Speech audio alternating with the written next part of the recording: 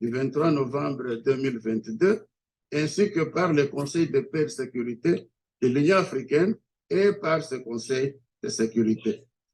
Ce projet de cantonner le M23 en territoire congolais, loin du Rwanda, est indispensable pour un véritable désarmement de ces terroristes, pour mettre fin aux massacres de masse comme ceux de Kishiche, survenus dans la période allant du 22 novembre au 1er décembre 2022 plutôt. Kishiche était pleinement occupé par les terroristes du M23, appuyés par les troupes rwandaises du RDF. Ma délégation demande aux membres du Conseil de se joindre à la RDC pour sanctionner les auteurs de ces atrocités.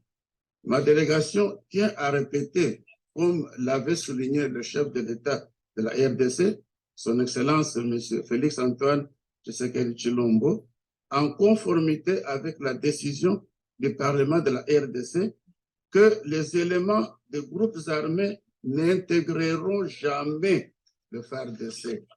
Nous le répétons, nous n'allons pas négocier avec le M23. Aucun pays que nous connaissons aujourd'hui négocie avec les terroristes. Le Rwanda n'a jamais négocié avec le FDLR. Alors pourquoi est-ce qu'on nous demande, nous, de négocier avec le M23? Monsieur le Président, permettez-moi de clarifier un point mentionné dans le rapport sous examen, le FDLR. Contrairement aux accusations mensongères que l'armée congolaise collabore et soutient le FDLR, j'aimerais citer 5 opérations d'envergure unilatérale et conjointe que le FARDC et les forces de défense rwandaises, le RDF, ont menées contre le FDLR entre le 20 janvier 2009 jusqu'en février 2022. Il s'agit notamment de 1. Opération Umoja Wetu, du 20 janvier au 25 février 2009. 2. Opération Kimia 2 et Amani Leo, mars 2009 à 2012. Désarmement volontaire. 3e, 4e opération menée de janvier 2015 jusqu'en décembre 2018 et 5 opérations conjointes FARDC-RDF. Qu'il soit dit, les résidus FDLR dont le leadership a été décapité par l'armée congolaise au courant de ces opérations, SIO, ne constituent plus une menace militaire à même d'attaquer le Rwanda. Ils n'ont jamais fait une incursion au Rwanda depuis des années. Ils l'ont fait au début, 1994-95, mais jusqu'à présent, pas grand-chose, rien du tout. Il soit dit donc, les résidus FDLR dont le leadership a été décapité par l'armée congolaise au courant des opérations SIO ne constituent plus une menace militaire à même d'attaquer le Rwanda. Les résidus FDLR est plutôt une source d'insécurité socio-économique en RDC, et c'est au profit du Rwanda. Le Rwanda est le plus grand bénéficiaire de la présence du résidu FDLR sur le territoire congolais, parce que ça leur donne le prétexte de justifier leur incursion dans notre territoire. Donc, ils viennent agresser le RDC et piller allègrement nos ressources naturelles, et ce pillage bien organisé est vraiment une des causes essentielles de la crise que nous sommes en train de vivre aujourd'hui dans notre pays. Monsieur le Président, nous entendons souvent des Rwandais fidèles au régime dictatorial de Paul Kagame que les Congolais menacent la vie des Rwandais par leur collaboration avec le FDLR et la haine ethnique contre les speakers de Kinyarwanda. Or, jusqu'à présent, nous n'avons pas vu des exemples crédibles de violences basées sur la xénophobie comparables à d'autres pays. On n'a pas vu ça. Et personne ne nous a donné, même Mme Alice qui a été citée ici, elle avait fait sa déclaration avant d'aller au Congo. Et puis elle est allée au Congo, et quand elle est revenue, elle a renforcé ce qu'elle avait dit, mais jusqu'à présent, aucune preuve.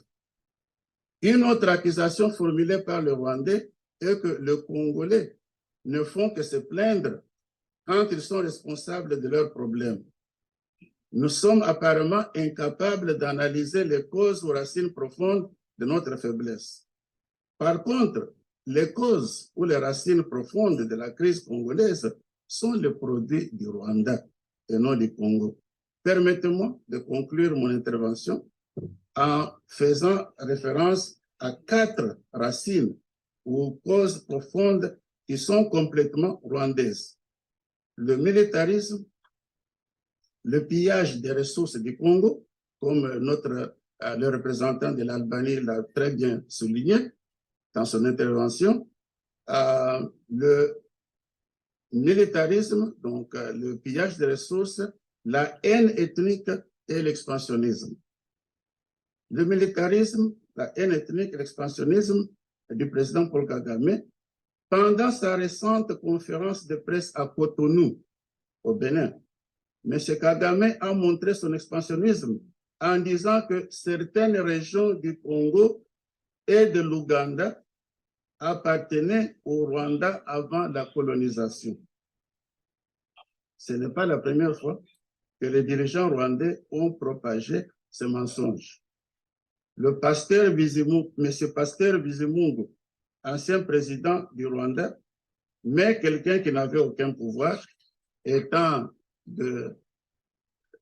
Hutu, donc un groupe marginalisé, et aussi un groupe qui a été massacré dans des milieux dans notre pays en 1994, à quelque chose que le rapport mapping de la Haute Commission des Nations Unies pour les droits de l'homme dit que ce qui est passé au Congo peut être considéré dans un tribunal de droit comme étant un génocide.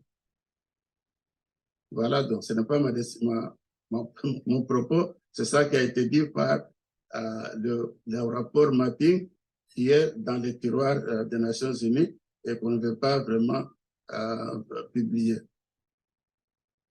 Avant donc, après M. Kagame et M. Bizimungu, il y a aussi M. James Kabarebe, l'homme fort que Kagame avait fait nommer commandant en chef de l'armée congolaise entre mai 1997 et juillet 1998. M. Kabarebe a dit récemment que nous allons continuer à combattre jusqu'à ce que nous récupérons nos terres qui sont au Congo.